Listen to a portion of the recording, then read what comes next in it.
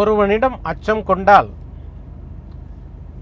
அவனிடம் அன்பு கொள்ள முடியாது. ரொம்ப அற்புதமான விஷயந்தான் இது.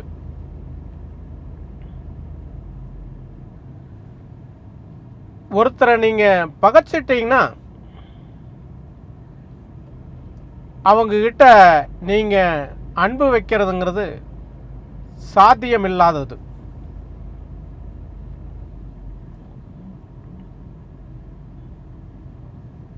முதல்லையே நீங்கள் அவங்கக்கிட்ட நட்பு வச்சுட்டு அதுக்கப்புறம் நீங்கள்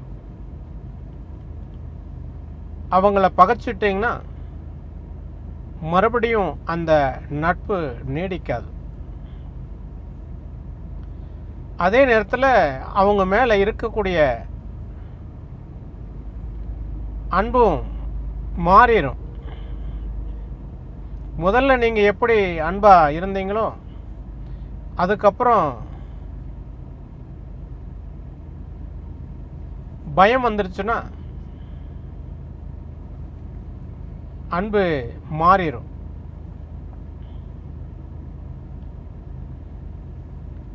அன்புங்கிறது எப்பொழுதுமே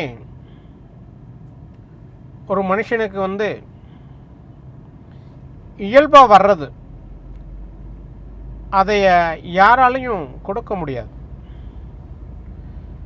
அன்புங்கிறது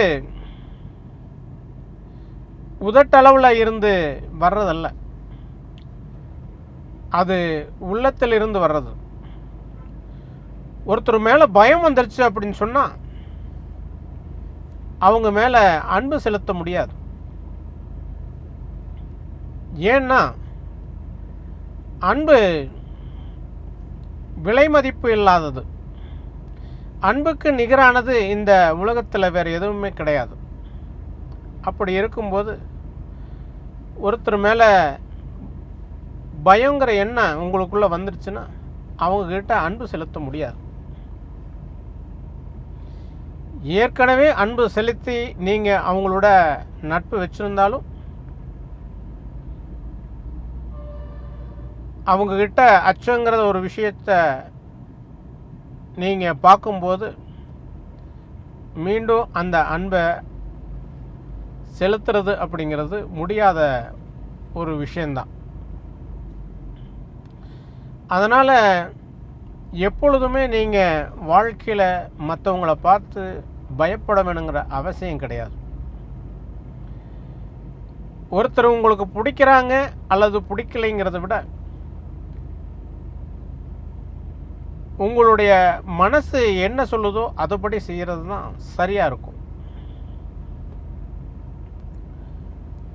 எப்பொழுதும் ஆனால் மற்றவங்கக்கிட்ட அன்பு செலுத்தி பழகணும். அன்புங்கிறது நிகரில்லாதது. அது பிரம்மாண்டமான ஒரு விஷயம். அதுக்கு அளவே கிடையாது.